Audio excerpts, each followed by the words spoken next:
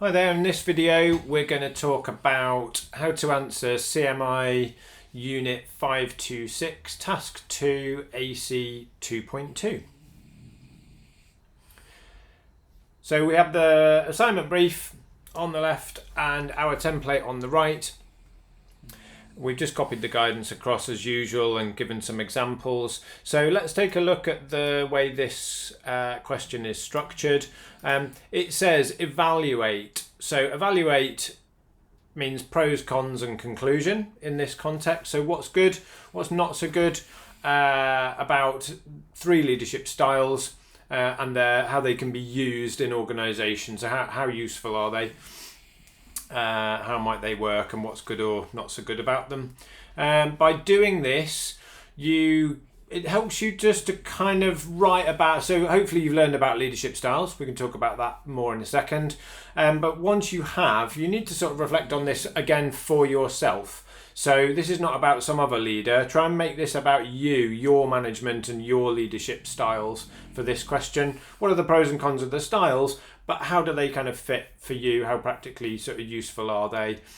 So some of that would be good, please. It does say for the guidance for completion of task 2, as like all of these CMI units and questions, is base it either on the scenario that's provided here, but preferably on your own work or a role that you're going to go into perhaps. So what have we got? What are the leadership styles? Well, there's loads to choose from here. If you're on a program of ours or if we've chatted through a kind of learning plan for you for this, then you may have shared some preferences and we may have highlighted some particular ones. We're a real fan of Dan Goleman here at Crescente, and we produce and we'll send to you Dan Goleman and a number of his colleagues a summary of Primal Leadership. So Primal Leadership is a book that Goleman and Beatrice wrote, and probably one or two other colleagues that I haven't mentioned. We've taken that book and just sort of pulled it apart and put it into bullet points for you to have a look at. So if you haven't received that from us, then please do just contact us and ask for it. You'll find some bits like that on Management Direct as well.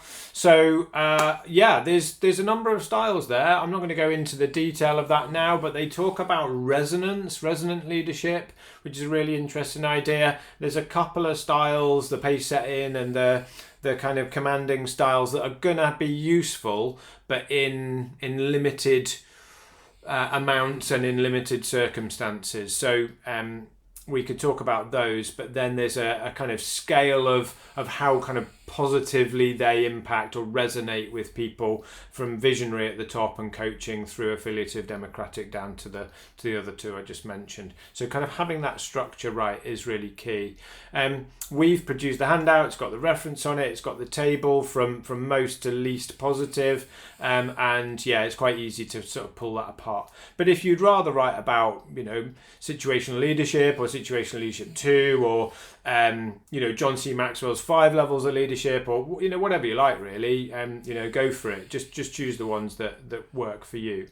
But what's actually required for the answer? Well, like I've already mentioned, you need to give pros and cons of each style, and then you need to draw a conclusion at the end. So just moving over to our template for a second.